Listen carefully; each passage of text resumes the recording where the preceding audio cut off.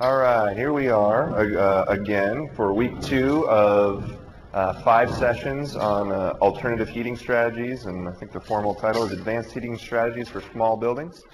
Tonight we have Gene Johnson presenting on what is advertised as solar thermal technologies and applications. We're going to spend more time on ground source heat pumps, and he'll give a little bit better explanation of what he's going to talk about. Thanks for coming. As always, thank you to Idaho Power, to Northwestern Energy, to Better Bricks, and the rest of our sponsors being the Idaho Urban Research and Design Center and Rebuild Idaho for making this series possible. Thanks to all of you for coming and enjoying in the good discussion. Wanted to give you a quick update about what's coming next week.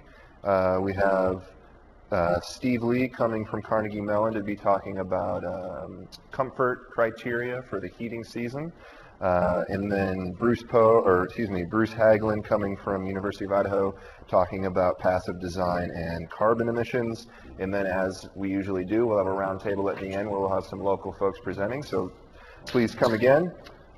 Same time, same channel next week. And let's see here. What else did I want to say? A little bit about Gene, I think. Gene Johnson is partner of Solarc Architects and Engineers out of Eugene, Oregon. You may have heard of Solarc already from previous presentations by Mike Hatton. Gene and Mike founded Hatton Johnson Associates in the late 80s, early 90s, and practiced as an engineering outfit primarily with a sort of construction side or construction arm doing installations of ground source heat pumps. They've become, and Gene in particular has become sort of a national expert in ground source heat pumps and has the chance to talk to lots of folks about that technology and its sort of accoutrements. In the mid-90s, I think, is that right? You formed Solarc?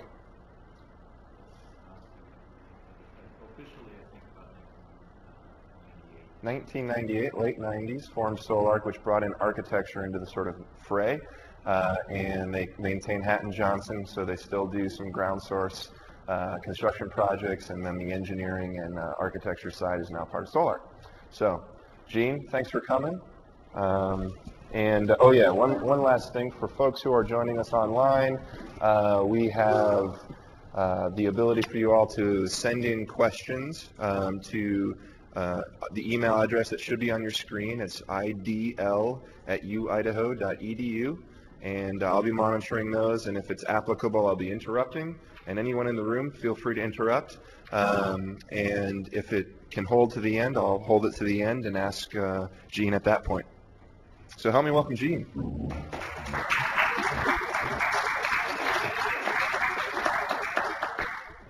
Thanks. And thank you very much for inviting me. It's always a pleasure to travel to a different region of the United States and meet with folks who are interested in doing the same things that we're interested in doing, which is basically forwarding the cause of sustainable design and all of its myriad facets: construction, design, architecture, engineering. It's really fun to be part of the big team. So a couple of corrections. I wanted to start by pointing out that rather than a focus on solar design with maybe ground source heat pumps on the side, it's kind of the other way around for me. What I've really brought to talk about today is more ground source heat pump systems and possible ways to integrate ground source heat pump systems with really all kinds of other technologies and concepts, but solar is one of those. We have 2 or 3 examples. In fact, one of them is the largest of these 3 photographs. Even though this is a very small residential application, we have 2 or 3 examples in this series of slides on integration strategies that actually do incorporate the solar thermal ground source heat pump system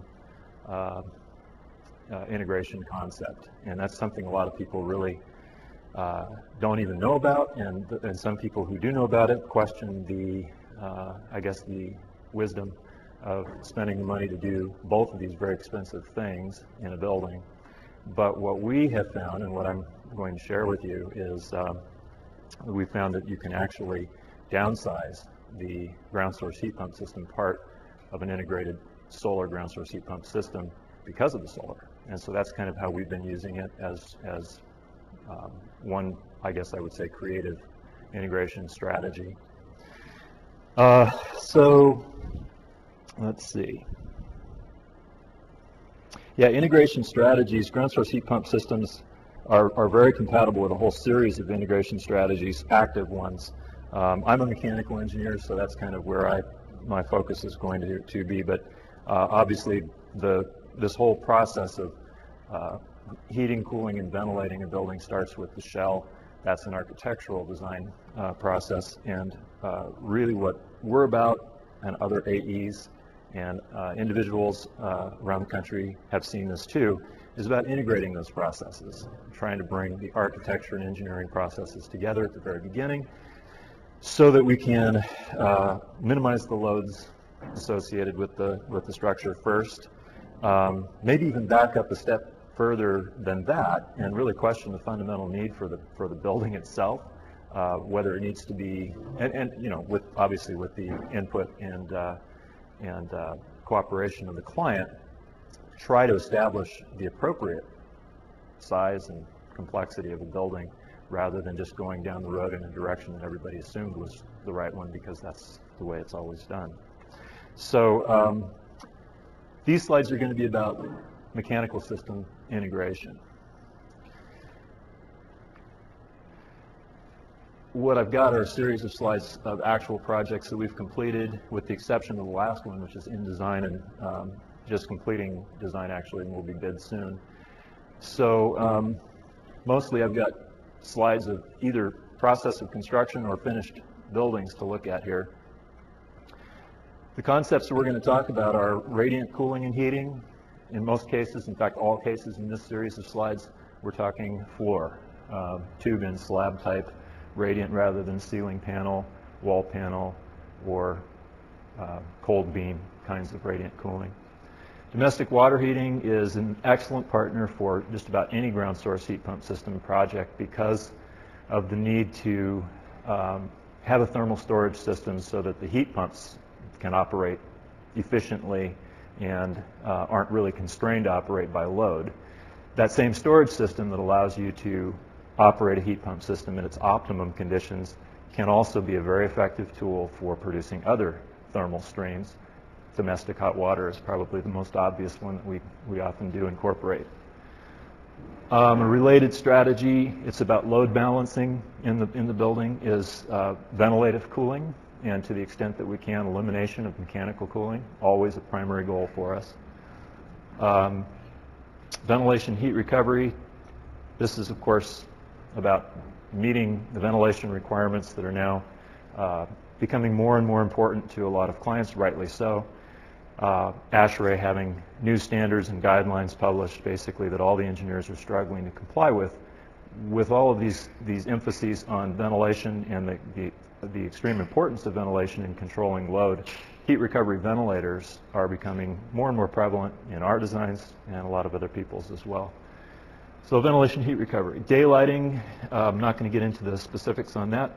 I'm sure many people that you've already had talking to you have discussed that one at length. Electric lighting efficiency, that has to do with controls and with efficient components, ballasts and lamps, and fixture efficiency. And finally, solar thermal collection and storage are a set of strategies that we're going to be looking at in these example buildings. So starting with this photograph right here, this is a photograph of a small school in Eugene, and this school is basically it's a ground source heat pump system providing both heating and cooling, obviously via the floor, and it is a horizontal system. For those of you who don't know about the differences between vertical and horizontal ground source systems, basically the earth heat exchangers are primarily of two kinds. Either you take your pipe and spread it out horizontally at about 5 to 9 feet from the surface in trenches, lots of trenches, or you drill holes and you put that pipe vertically down into the ground quite deep. This is a horizontal system. The building was about 4,000 square feet. The total amount of trench, actually it's more like 3,000 square feet. And the total amount of trench I think that we had here was about 600 feet. Just to give you an idea of the ratio of square footage to trench length.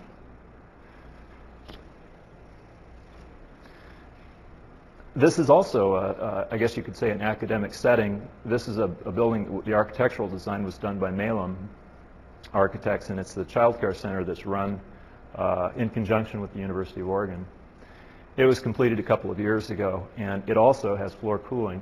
Some of you are probably aware enough of the radiant cooling ideas or concept to be questioning radiant floor cooling, and I'm guessing that I'm going to get some questions, I hope I am, about that, because obviously you do have to be careful in applying radiant floor cooling. The primary issues having to do with creating too cold a floor, creating discomfort at people's feet, and also potentially hitting the dew point at some point and actually condensing liquid on the floor, which is obviously not what you want to do. So this building actually incorporates a whole series of the strategies that we just talked about and listed at the beginning. Ground source heat pump systems are the backbone of the heating and cooling system. They're also being used to provide, by means of fan coil units, ventilation heating and cooling in the winter and summer. And obviously we're still looking to minimize the amount of runtime of the compressors in these machines. Whenever we can use natural ventilation to do cooling, that's what we're trying to do. I don't remember how many square feet this building is, but I know the emphasis for this meeting was on small buildings. Most of these are pretty small. I don't know what the definition of small is really for the purposes of our presentation, but I think this was about maybe 8,000 or 10,000 square feet. This is actually a fascinating project, and it's one that I'm hoping will pique many people's curiosity. This is a public, kind of a mixed-use public facility in a little town called Chiloquin, just north of Klamath Falls, which isn't too far from here, actually. It's basically a high desert climate, very cold in the wintertime, and quite hot, actually, in the summertime as well. The architects were Neil Houston from Bend. I don't know if anybody's familiar with them. And they had selected, actually before we got involved, integrated, or well, not integrated, insulated concrete foam, ICF. I'm not sure, is there much ICF work getting done in the Boise area at this point? Yeah? Anybody actually done one? An ICF design? Well, ICF basically, for those who don't know what that is, it's a product made by a whole bunch of different manufacturers now that it goes together like a masonry unit in that they're blocks, but they're tied together with little rods, and they're pieces of insulation, typically 1 to 2 inches thick polystyrene. And what you do is you assemble these blocks, tie the whole thing together, and then pour the concrete into the center. And the foam actually acts as a form, replaces the form in a traditional cast wall, and obviously is not taken off when you're done. You have a very airtight and very well insulated mass wall. And of course, you can't really tune that mass as you would maybe if you were applying insulation to the inside and outside, because the insulation is the form, and you can't really, you can't like remove it from one side. It doesn't really work that way. But I was a little skeptical about ICF when this project started, which was a few years ago now, and I am a believer now. And I have mixed feelings about foam as a building material from a sustainability and longevity standpoint. But what I am coming to believe is that there are certain products made from petroleum, foam products, insulation products, that are appropriate in my book because they last a very, very long time. The polystyrene you see insulating underneath the radiant slab in this building is probably, we don't know how many hundreds of years it will last, but it's there for a very long time. The same is true for the polyethylene pipe, by the way. From a purely sustainability-driven standpoint, I'm not a big fan of plastics in construction. I like metals, I like masonry, I like timber. But I think there really is an important role for these products in producing sustainable buildings. One of the things that we've discovered with this building that I was not really expecting is that the tight control of ventilation in the building, I think, is as important, maybe more important, than the R values of the shell. And we're getting, this building's occupied year-round, 6 days a week, actually partial occupancy even on Sunday, in a very cold and a very hot climate. And there's no night setback at any time ever. Basically, the indoor temperatures are maintained continuous 24/7, 365. And even with all those statements, this building is the most efficient structure we've ever been involved in designing. Thank you. Not sure I'll need it, but anybody here familiar with energy units, index units? EUI is what we usually call it. Anybody? Hands? Okay. BTUs or kilowatts? Okay. 19,800 is the average annual BTUs per square foot per year for this for the last 3 years. Oh yeah, I was going to explain that, and I didn't.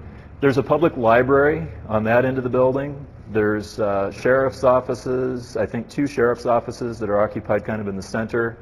There's a lobby, there's a public meeting room in the back. This is a gift shop that's used to showcase and actually provide an outlet for local artists, mostly the Indian tribes in the area, which is it's just a fantastic benefit to the tribes. In fact, the building is just a wonderful asset to the community. The community really needs some public infrastructure, and this is one of the nicest things that they've got. They had very little before this was built. So it's I guess there's, as part of the art center, there's also public art rooms where people can do different kinds of, I think there's clay working, and people can come there and do various types of crafts, and they use it basically, like I said, 6 or 7 days a week, that function as well. So yeah, 5 to 6 kilowatt hours per square foot a year there, Kevin. It's pretty phenomenal. It's kind of off the charts, really. This is also, of course, ground source is the backbone, ground source heat pumping is the backbone of this project. This is more of a central plant concept, though, and it's quite unusual under the hood. Most of the ground source systems we do are really an aggregate of a large number of small ground source heat pump units that are all connected to a bore field that's all piped together. This bore field basically is piped to a single boiler chiller unit. It's about, I think it's a 15-ton unit, and just one. So we really do, from an engineering standpoint, this was a little uncomfortable for me, but because of cost constraints, we didn't put in a redundant unit, and we felt that this was the most cost-effective way to approach it. But we have all our eggs in one basket. If it breaks, they've got nothing. So just a sidebar there, a comment. We normally would like to see redundancy and backup, and I'll talk a little bit about that in another context a little later. But this building has none. You can see a thermal storage tank there. We talked about thermal storage as kind of a key issue. And that, by the way, is the heat pump, the 15-ton heat pump. This was a really large basement that gets used for library storage, and really we didn't need anything like the amount of room we had in there, so the piping is just stretched out. Basically goes out to the bore field on this side, and then off to the building on this side, and we could have compressed that into a much, much smaller area than this, but it's an enormous mechanical room. So it does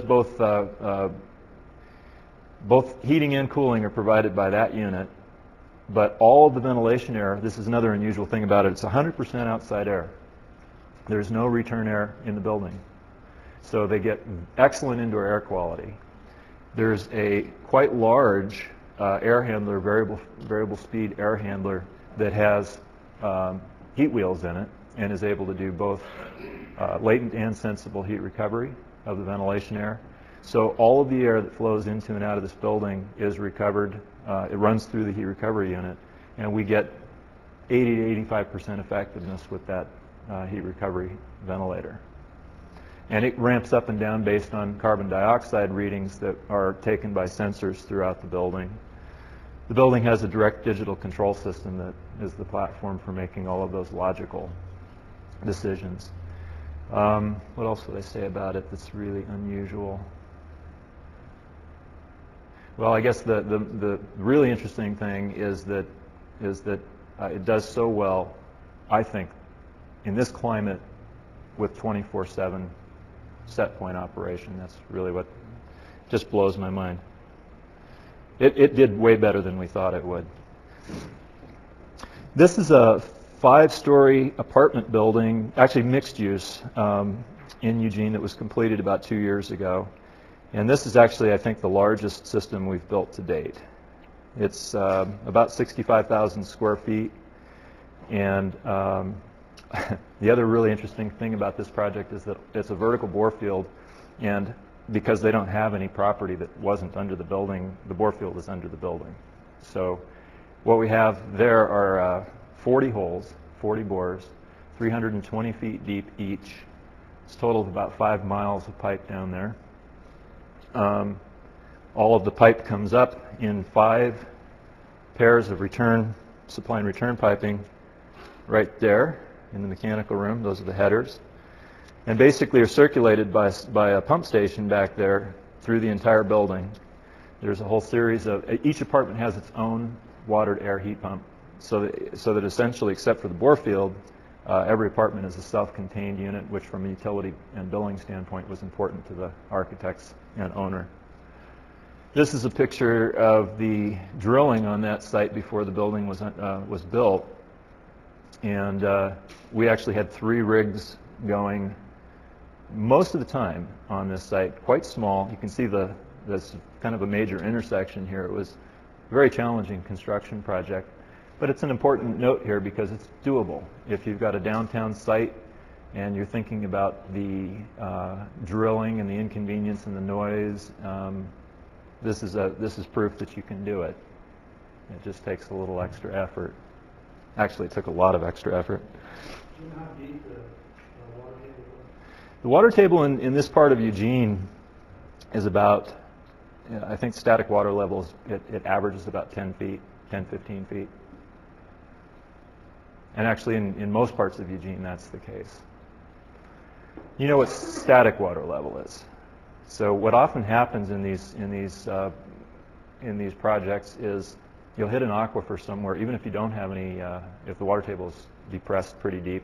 If you do hit an aquifer, depending on what the water authorities make you do to protect that aquifer, you can actually have water coming back up into the bore and saturating the bore around the pipe. That was the case here, actually. I take that back. I think the static water level here was pretty much the same as the water table. But there are a lot of complexities in designing these systems that have to do with which state you're in and what the water, the water well drilling authorities require you to do to protect the aquifers. You have to work very closely with them. Yes? How many square feet was that building? And what was This one? Yeah. About 60,000, 65,000, I think. And how much buried loop did they have in the wells? Well, there's 40 holes, 40 bores. This was a vertical system. And each bore is 320 feet deep. So it totals up, again, I'm presuming certain things are understood here, and I probably should have brought some slides that show how a typical bore is constructed. Basically, a vertical bore is much the same as a water well bore. Yeah. And what the difference being that instead of putting a sleeve and a pump into the hole, you put a U-bend, or U-bend loop, they're sometimes referred to. It's polyethylene pipe, and it's just a 180-degree bend at the bottom, so you've got a pair of pipes, a supply and a return going down the hole. So it's closed loop. Basically, you go from hole to hole, and you connect all this together, and you pump water through that entire network of piping. And that's the working fluid. That moves the energy out of the heat pump's evaporator or compressor, depending on which cycle it's running in, and then through the earth heat exchanger. Jeff?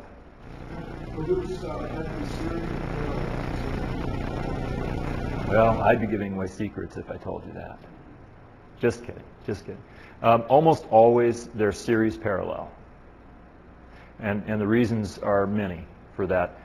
Most important thing on the loop design side is to not design a system that's going to cost you more in pump horsepower than you're going to save because of the better coefficient of performance of a ground source heat pump system when compared to an air source heat pump system.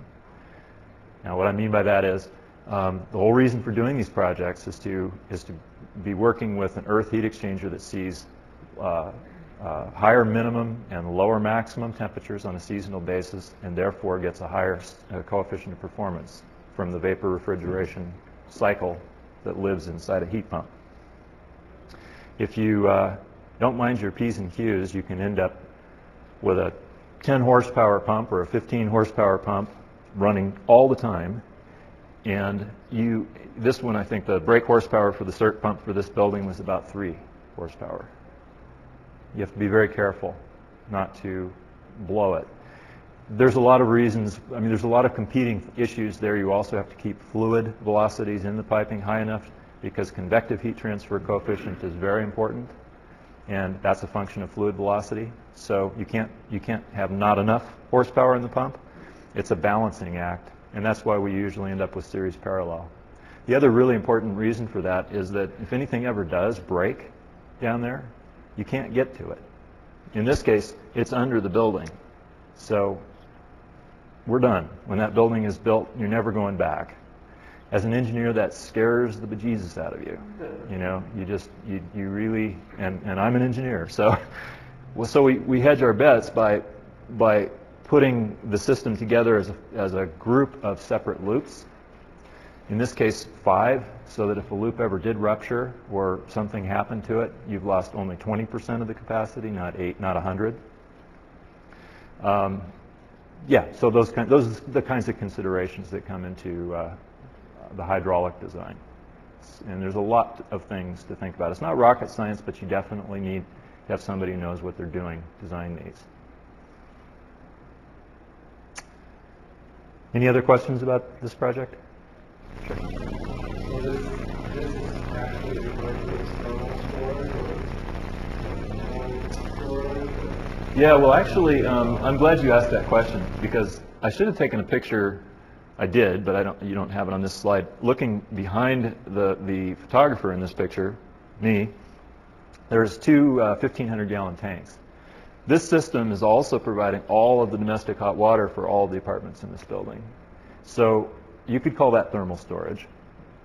But another really important aspect of that question is really all ground source heat pump systems are thermal storage systems, whether they've got a tank or not. A buffer tank is what it's often called.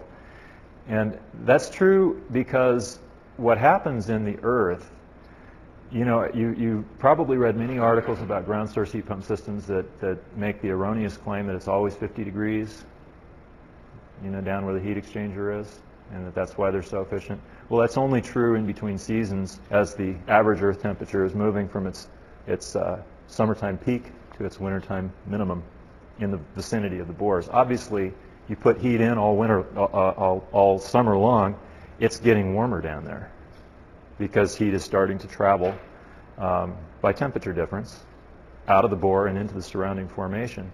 What that does is, of course, it raises the temperature of that formation, and so it's really, really misguided to say that it's always 50 degrees down there. The far Earth temperature undisturbed, that is a pretty accurate statement. Before you build one of these, it's usually in the 50 to 55 degree Fahrenheit range.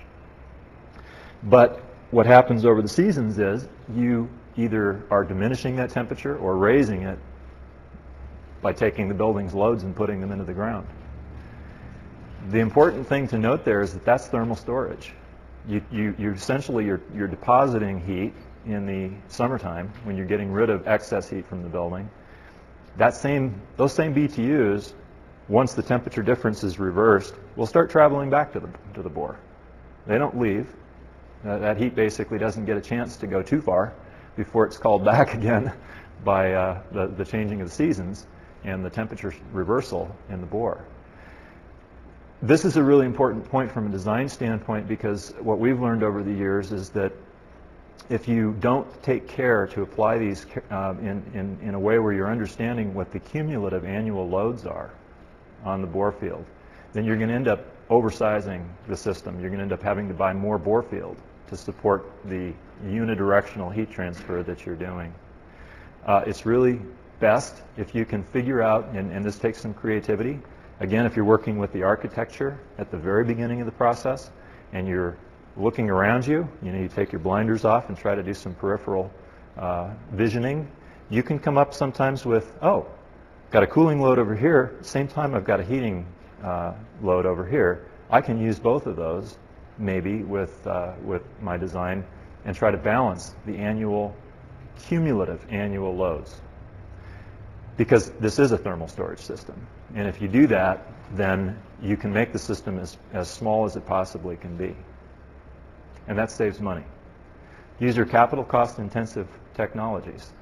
So you don't want to be buying 50% more bore field than you need. Did you collect any data on what the temperature swings are in this operation? This particular building? Oh yeah. Yeah, we like data. This building actually probably has an oversized bore field. There's another big variable, which is moving groundwater, and this is very difficult to characterize on the front end of a project. What's going on down there when you walk up to a site where you want to build a building, you do the best you can to characterize what's down there in terms of geology, in terms of hydrogeology, groundwater movement. Sometimes you find things that you didn't know.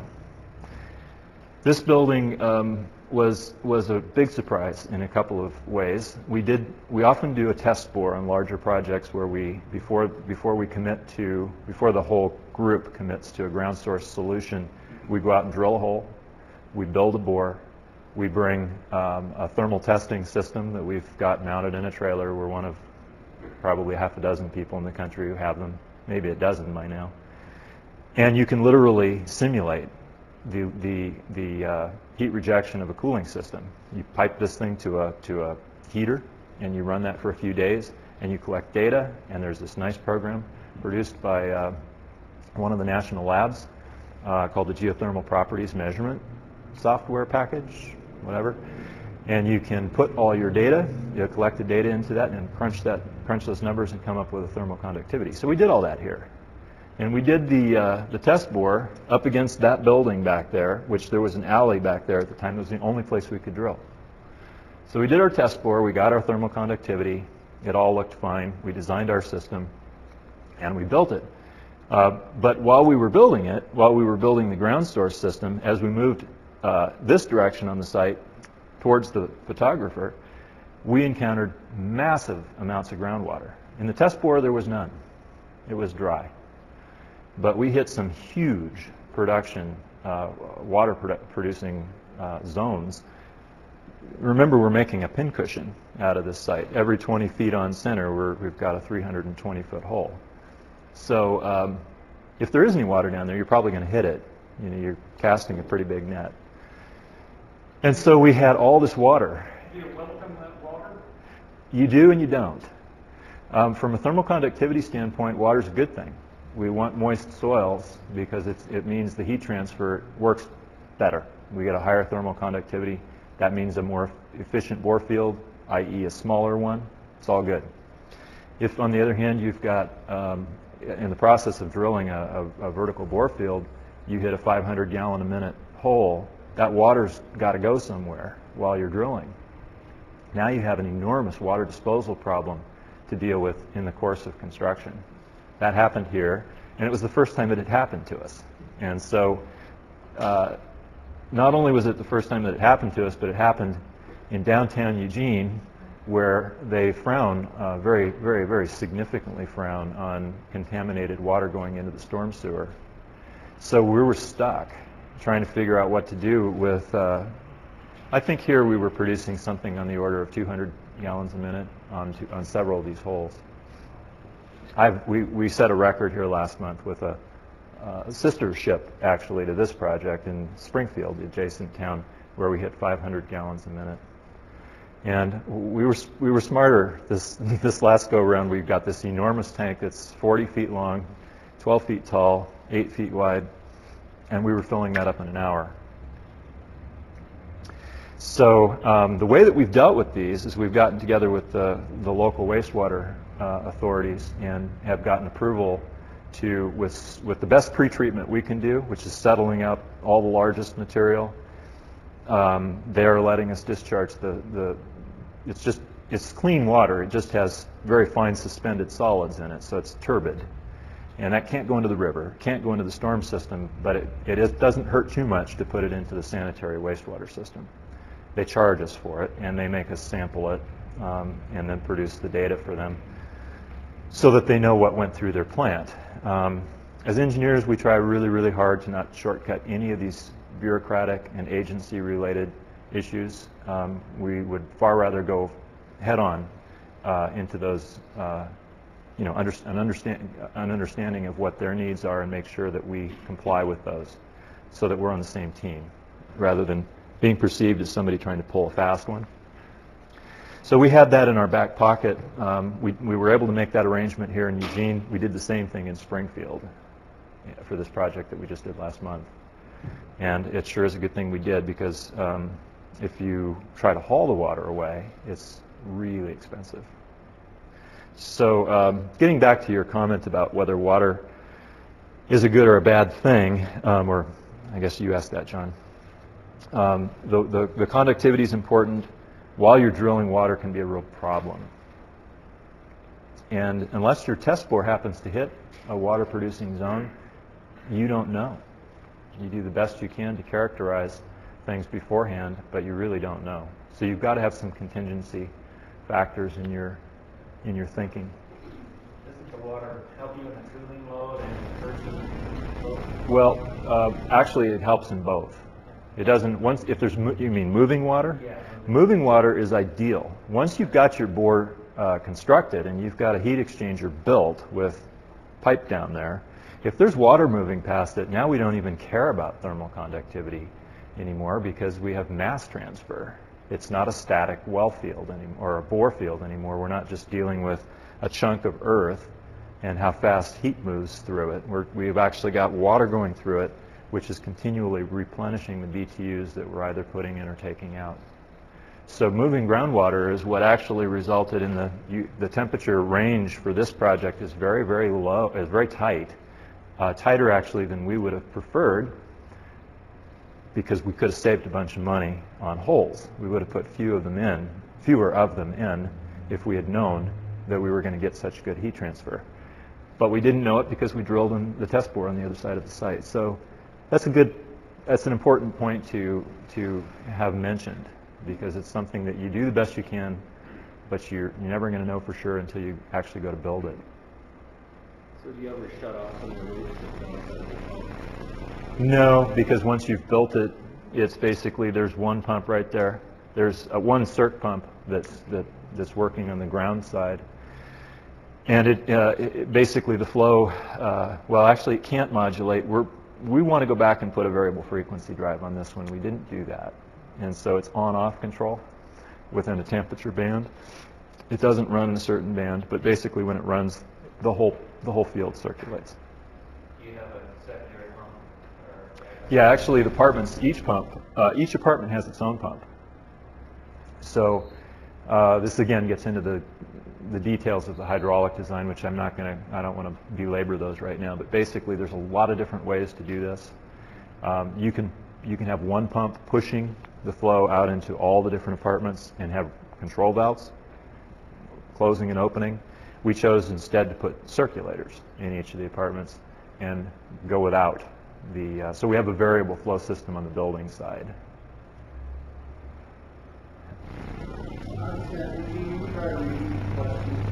I'm sorry, sure.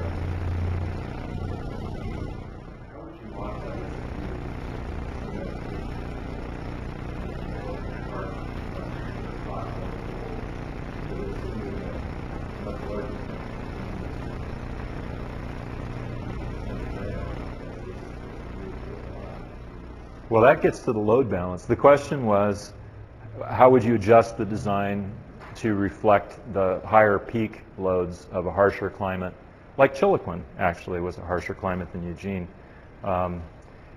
It's not really a function of the peak loads. I mean, the system design is, the system that's connected to that bore field, but the bore field itself is, well, it is and it isn't. The cumulative loads are, again, the key to trying to balance the cooling and the heating loads on an annual basis is the key starting point. Once you've got that under control, of course, you do have to size the system for the peak loads. And this is a point that I guess I told you earlier I was going to come back and revisit the idea of, well, the bore field sizing and the ground source heat pump sizing in relation to integration with other systems. Depending on the cost constraints of a project, another really important thing to consider is that your peak loads don't have to be met by your ground source heat pump system. And actually this gets to the question of redundancy.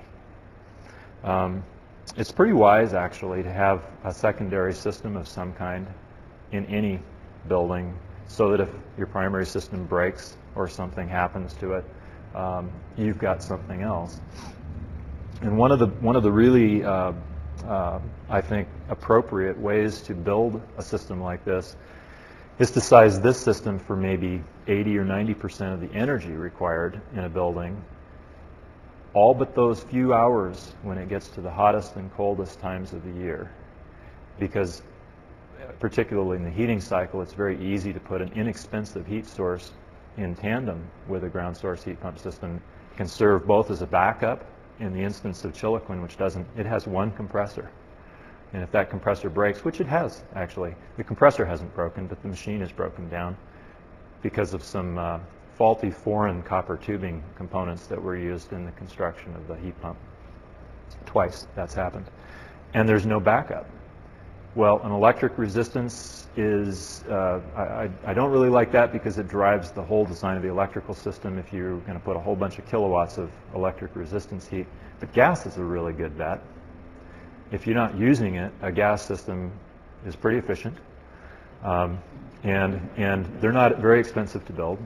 You know, they're very appropriate technology. Everybody understands them. Of course, you have to have the gas available, and some sites don't. Propane, we have sometimes used propane as a gas backup source. Again, if you're not using it, it just sits there waiting until it's needed. All but those few hours. So you can use it both as a backup and also as a supplement to top off when you have the coldest weather. So that's a strategy that we've actually used very successfully. It buys down the cost of the ground source system while you still get most of the benefit from it because most of the heating and cooling is done by it on an annual basis. Sure. What is the percentage of energy consumption this system in comparison to a typical system, conventional system? Right. This side is Yeah, so the question is, how much are you going to save if you put a ground source system in compared to other competing systems? That's a complicated question. The best case comparison, or I guess I would say the best case alternative to a ground source heat pump system is another kind of a heat pump system, probably air source. The reason I say that is, of course, the only way that you get the coefficient of performance that a heat pump provides is by using a vapor compression cycle. An air source heat pump system has certain drawbacks, particularly in the peak heating and cooling conditions. Their performance drops off rather dramatically, but they're a much cheaper system. Basically, they're the big boxes you see on roofs and on the ground adjacent to buildings, rattling away. Those are much less expensive, but deliver a good part of the energy efficiency associated with this system. Not all of it. What we usually tell people is a starting point without any building models and site-specific analysis you can assume just based on the COPs of the two different types of systems, ARI ratings. you'll see a 20 to 30% improvement with the ground source heat pump system relative to an air source heat pump system. And again, that's a site-specific evaluation that really, you have to crunch the numbers for a particular case because it's climate specific and so forth. But compared to electricity or fossil fuel, these will save a lot, because in the heating cycle, at least, if you're talking heating, your typical COPs of a ground source heat pump system, coefficient of performance, are between 3 and 5. That means you need 1/3 to 1/5 of the primary energy to do the same amount of heating with a heat pump as you would if you used fossil fuel or electricity, electric resistance.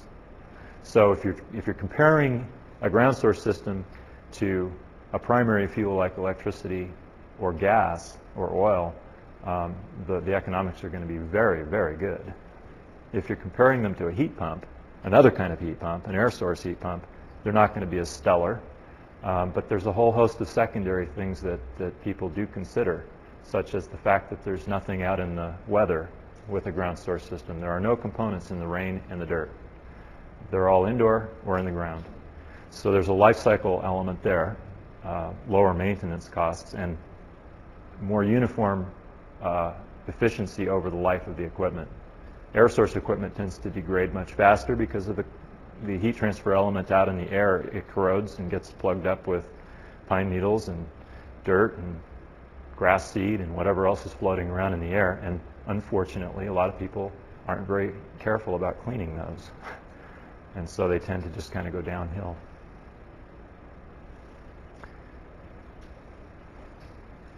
Do you have to have a cooling load as well as a heating load in order to make these systems economically viable? Okay. So I was starting to shake my head no until you said economically viable. Yeah, I think you do. Yeah, in order to really hit the sweet spot design-wise so that these pay back in a reasonable time frame, you have to have the balanced load scenario. You have to come up with that. That's why I often tell people these are not for everybody. You know, I mean, I think it's a good concept. Again, once you've done everything that you possibly can to make the loads smaller, they're a good concept if you've got some load balance. You have both some heat rejection and some heat addition needed in your building. If it's unidirectional, if all you're doing is heating with it, what's going to happen is, over the years, it gets colder and colder and colder in the thermal storage tank. I actually call it that a lot. It's really a big tank. At some point, you can draw a control boundary around that earth zone and call it a tank. If you're just taking heat out, never putting any back in, it just gets colder and colder and colder. So there's a long-term temperature effect. That source temperature change is what dictates how efficient the system is. So as it gets colder and colder and colder, it gets harder and harder and harder for a heat pump to pull heat out of it. So its efficiency is going down. That's kind of what my question was alluding to, that this application is in, say, Phoenix, which presumably it sounds like it probably wouldn't be a good application if it's there. I mean, No, you mean because it's all cooling? Yeah. Okay. I mean, Eugene is a very temperate, very mild climate. You might want to get your ASHRAE data out or look on the Weather Underground and explore that. You might be surprised, but it's milder than Boise. I actually think, my own feeling is that you got to, again, it's a site-specific question. You got to look at not only the climate, because obviously these systems are climate independent. They don't care what the climate is doing. It's one of the beautiful things about ground source systems. It just doesn't matter. What does matter is, what are your thermodynamic requirements for your project? That's a function that, yeah, okay, there's regional issues there. You're going to be dominated by cooling in Arizona. Well, it depends on where in Arizona you are, actually.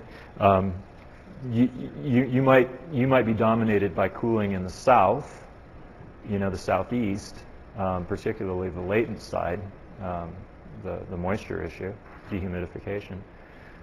But by making these systems larger, they still work fine. The problem that you have to deal with is you'll be paying more money for the heat exchanger if you don't balance the loads. And that's why I'm suggesting that a really important element of this whole process is getting creative and figuring out how to come up with a balanced annual load scenario. Another kind of heat pump is, where you basically pull water up, roll pump it down, and go to the... Yep, that's still water source, but it isn't indirect, it's direct. And so these are all closed loop systems. All the projects that I'm showing you here are closed loop. Should have made that distinction too, probably. There's a lot of things to think about here. Open loop systems, like what you're describing, are problematic. Even if you're re-injecting the water, if it's groundwater and you're re-injecting it, theoretically, you're not affecting the aquifer. You're still, if you take the water and you put it back into the aquifer that it came from and you don't contaminate it, all you're doing is changing its temperature. And if the aquifer is big enough, theoretically, that's not a problem.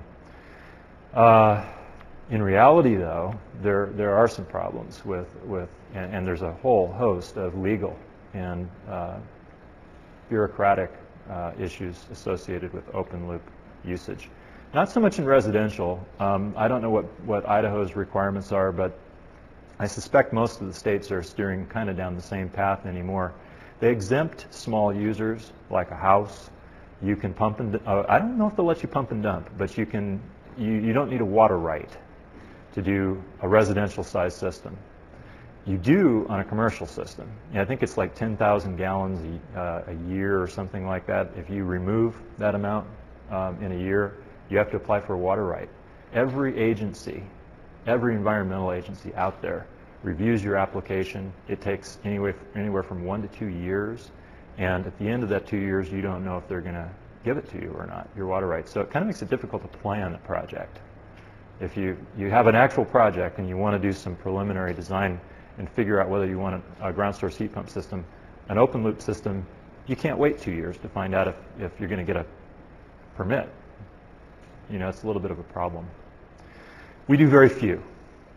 We've done one large one, and that was a very unique situation in Springfield. It's a public school, about 40,000 square feet. It works beautifully, and you get some of the highest efficiencies of all with groundwater systems, because like the mass transfer case in a closed loop bore field, you always have the same temperature water as a source, and it's right between winter and summer, more or less, in terms of optimal source temperature. It's perfect. We have a big aquifer in that area. We knew that the usage of this facility was minuscule compared to the aquifer because there's so many other people using it. We were confident, because of all the other circumstances, where it was built and all this other stuff, we were confident we would get the water right. And on the basis of that, the school district actually said, we'll let you go ahead and build this while we're getting our water right. They rolled the dice, which is pretty unusual. I mean, it's just not something we actually recommend it to people very often. Pump and dump, I think, is illegal in most states. You can't actually do that anymore. Water resources and water conservation, potable water, I think, are going to be a monumental issue for our country over the next few decades. It could be could be one of our biggest challenges within a few years here, I think.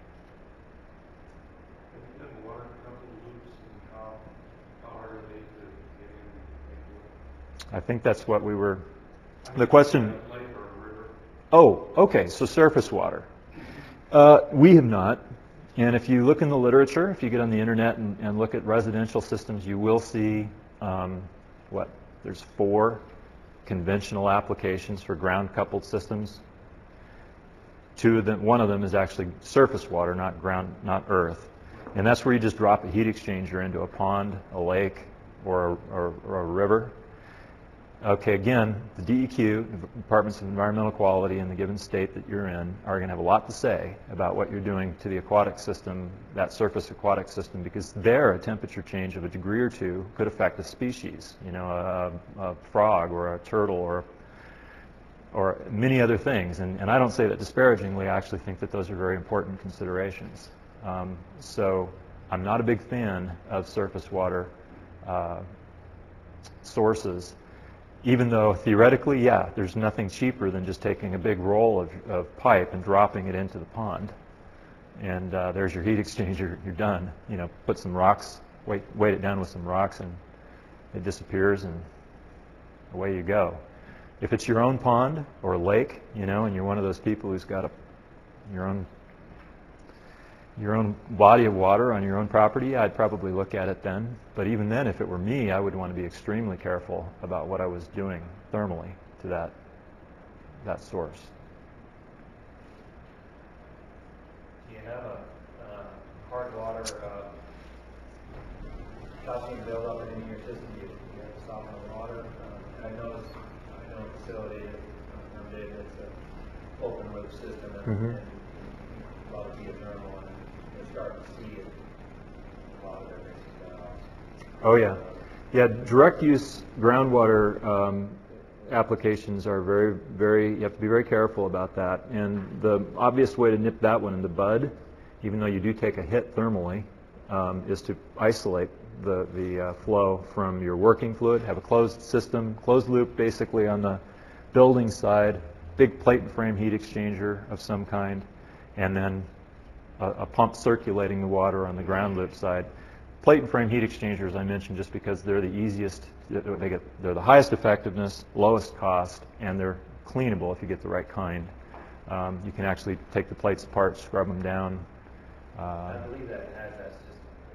Yeah. Seeing it even on the other side. No, you can't. You won't see it on the other side because it's a positive barrier. It's I meant before the screen. well, if you put the heat exchanger, like basically you just have a pump moving water through the heat exchanger and back to the source. There's no control valves. The only thing that's going to degrade there is the pump, and the pump and the heat exchanger will need to be cleaned. All the control valves you mentioned would then be on the building side. They're all safe. They're in a treated water loop. It's a closed loop. That's pretty conventional, very important design protection. Well, no, because we don't. Well, okay. So the open loop that we did do, the one that we did do, we did exactly what I just described. But your closed loop system uses city water. The closed loop system, like any hydronic system, conventional chilled water, hot water, steam, or boiler, they're all treated closed loops. So you... With the hard water, do you see problems? No, because, well, okay, so typically what you do with, if you're filling a system and the local water supply has got a lot of hardness or something like that, you might use softened water to fill the loop, and then you're done. Yeah, you maintain that loop basically. It's a closed system. So, but that's an important point. I mean, obviously you wouldn't want to contaminate, and some people have done this. There's examples in Eugene of projects that were done decades ago where they did do direct use. In fact, they were pump and dump systems. They were pumping out of the aquifer through their chiller. There's a couple of these in Eugene, and into the storm sewer, which is pretty reprehensible, I think, anymore. I mean, you just wouldn't do that anymore. Decades ago, maybe people just weren't thinking about that. But those plugged up with sand. Sand is another big problem, very fine sand that comes up with the well water. And hardness would be another issue. Okay, so any other questions before we quickly move on and show you some other examples? This is kind of an interesting little project in Portland. It's not very large, but you can tell by the feet. Those are benches actually in the front that it's not your average design. Those are cob ankles and feet, and they're about 10 feet tall. And they're benches on the other side facing their little courtyard. In their little courtyard, we have our bore field. And in the basement, kind of right underneath that main door is where the basement is. This is the ground source heat pump system, serving just the first floor. Now, in the upstairs part of this building, this same system is pumped up to the second floor, and there's an air system up there, a water-to-air ground source heat pump, both operating on the same bore field. And again, this is vertical bores. This building is a really interesting story because they rebuilt an old It's a food co-op, and they've been there for many, many years. And it had been a grocery store, I think, for like 100 years. And instead of tearing the building down, when they rebuilt it here a few years ago, they took the entire building that was there, which is that part right there, and they jacked it up in the air and they built a new building underneath it. And they were very sorry they did all this when they were all done, because they looked at what the whole thing cost them and realized they would have been way money ahead to just tear it down and start over. But it's a very interesting project. This is the only one where we've done radiant floor cooling, where we've actually had some moisture condensing on the concrete floor. And the reason is it's mostly produce. Over on this side in here, it's very moist. They spray things down.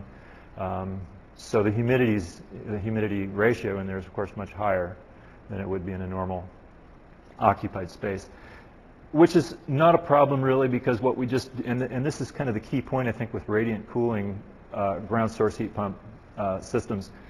The key thing there is to make sure that you just have the controls necessary to not let the floor get that cold. And it's not that hard to do. You've got to monitor humidity, you've got to monitor floor temperature, and you have some very simple logic that prevents those two things from becoming a problem. But we did have that happen here. We had sweating on the floor. You could see the tubes. You got these stripes of moisture. What's the lift temperature in the floor, and how cold do they need to keep their produce? Their produce section, that's kind of a good question. I think what they ended up doing there is moving the temperature controls. They're using conventional programmable thermostats to drive this system, which isn't typical. We usually use space temperature sensors, and DDC is what we prefer. Then we can put more logic, more rules, basically, for how this thing is operating. Actually, it is conventional. A lot of programmable thermostats are used. They just raised the temperature set point to, I think, about 78 or 80. And their produce is still fine on the hottest summer days. And it seems to work quite well for them. They're really happy with it. So let's see. This is I don't have a picture of the facility here, but it's a 15,000 square foot retail, single-story retail with a gable roof. You've probably seen little mini malls like this. It's not really a mall, kind of a little shopping center. Stick frame construction, and it had a horrendously inefficient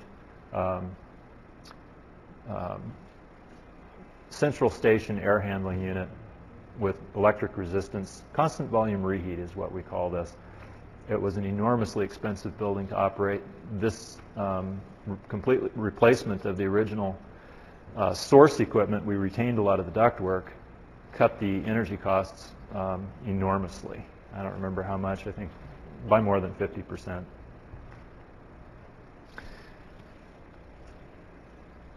This is a diagram of that Cannon Beach net zero home that there was a photograph on the title sheet.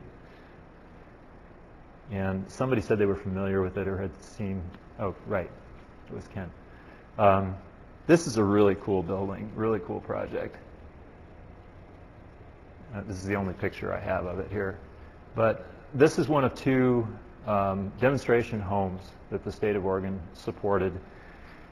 And now has, the idea was to get their data stream online. And I think that's still going to happen, but they ran into some problems with getting it all, many problems actually with getting all the control systems onto a web server so that they could literally post real-time the energy performance of this structure, and also another one in Portland called the Rose House.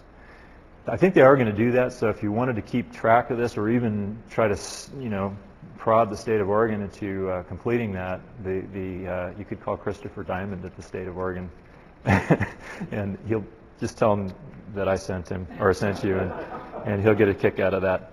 But the dream was that academic institutions or architecture, engineering, anybody really with an interest in building thermodynamics could actually view the sensors, and there's dozens of them in this structure, in real time and be able to see how it works. It's pretty neat. This house has most of the features or the integrated systems that we've been talking about today.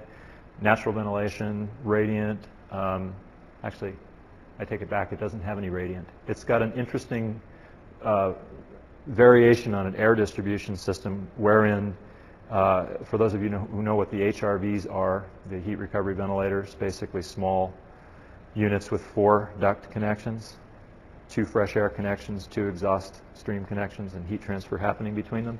We have 3 of those serving 3 zones in the house, each of them acting as an air handling unit, which is pretty unusual. That's not really how they were intended to be used, but that's what we did with them. And consequently, it too is 100% fresh air, no return.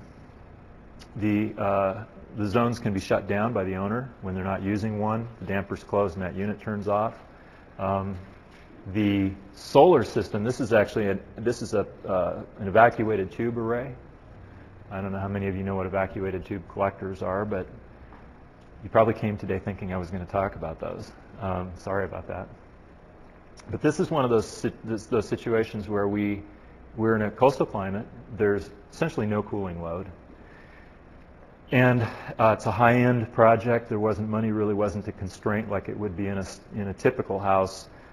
Given the demonstration nature of this, it was deemed appropriate to go ahead and buy both a ground source heat pump system and a high-tech solar thermal collector system. And we put those 2 things together, again, to balance the annual loads so that the heat pump system could be as small as possible. With the idea that in order to have a heat pump at all and have the house be net zero, we're producing all the energy, the electrical energy that this house uses with the PV system that's on the roof. You can't really see it in this picture, but up on top there's a photovoltaic system. So you want that heat pump to be small as possible. In fact, you want all the electrical loads in the house to be as small as possible. So again, you put all these integration concepts together here to try to achieve the net zero goal. I don't think they've quite done it yet. I think we've had some problems with various parts of the system. It's almost too complicated because of all of the sensors and all of the controls that went into it for academic purposes and educational purposes. I mean, good goals, but we're not quite there yet, I don't think, with certainly not with the data stream to make it available to people. So Gene, what's the square footage? It's not very big. I think it's about 1,800 square feet. But this diagram shows you kind of everything that's there. That's the PV system. That's the solar thermal system. This thing is dying. There's the ground loop down there. There's the 3 little air handlers, fresh air stream. There's the exhaust down there. And in the shell, it's important to note that too. It's got a living roof, which you also can't see in that photograph.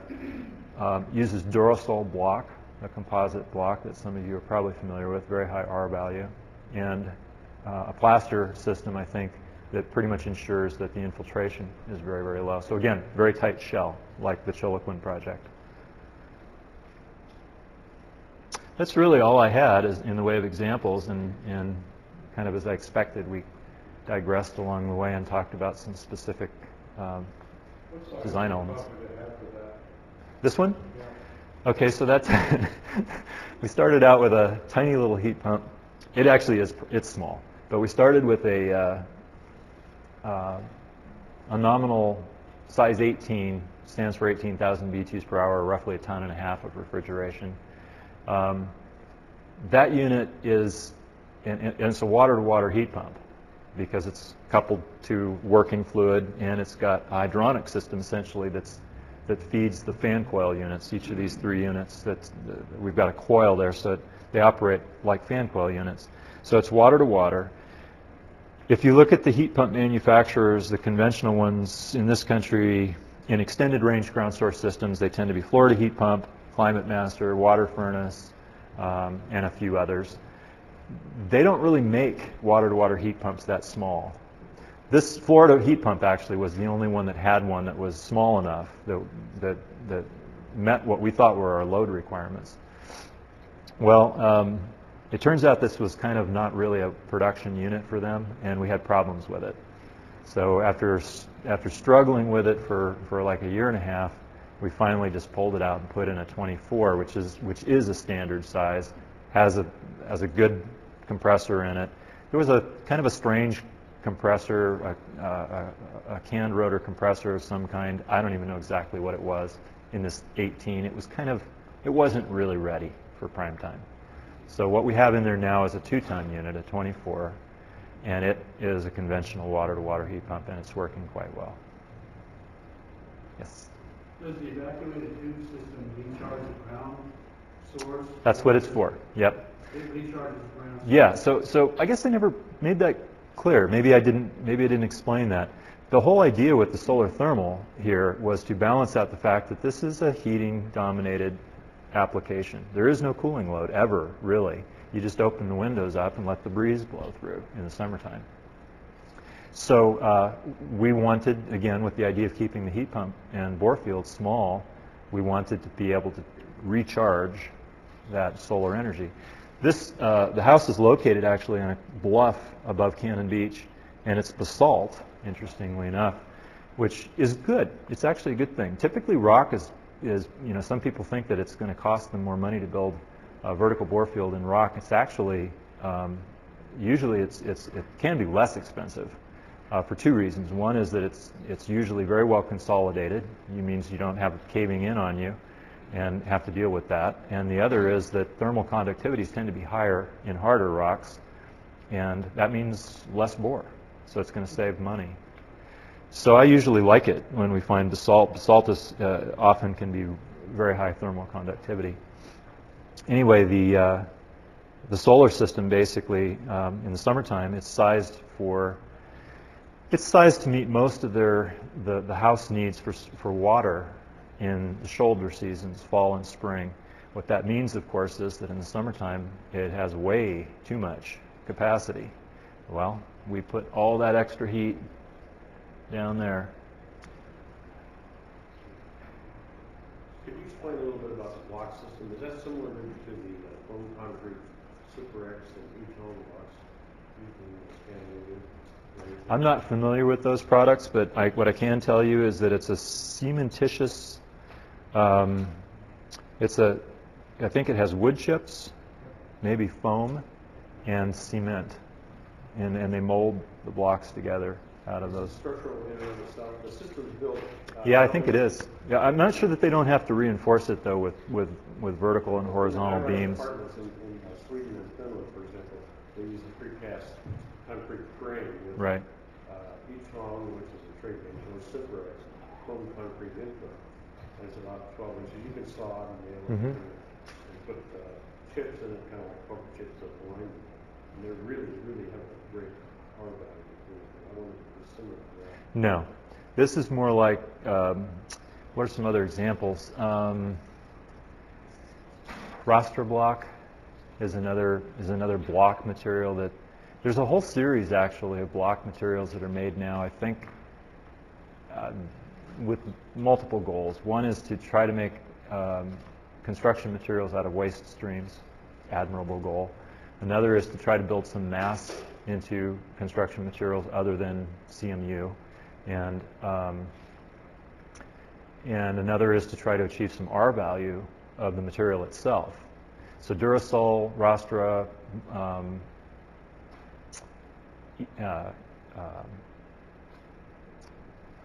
trying to think of another product that we're working with right now, autoclaved concrete. There's 2 or 3 brands of autoclaved concrete. Lightweight block, are you familiar with that? It's basically aerated concrete that they bake into blocks, and with all the little bubbles in it, it's really lightweight, and it has an R value. We're doing a project that also has a ground source heat pump system with radiant floor heating and cooling. Much of the same things we've talked about here today that's going up right now in Eugene. There's quite a few of these block materials. All of them assemble like CMU. Masons usually put them together. They do all the conventional things to line them up and level courses, and they're usually put together with some sort of grout. So it's different than what you're talking about. And I think I've seen the same. I was in Finland a couple of years ago, and I saw a couple of buildings being built, and I think I know what you're talking about. They tend to be groutless. Yeah, right. They're interlocking. Yeah, interlocking. Right, right. Any other questions?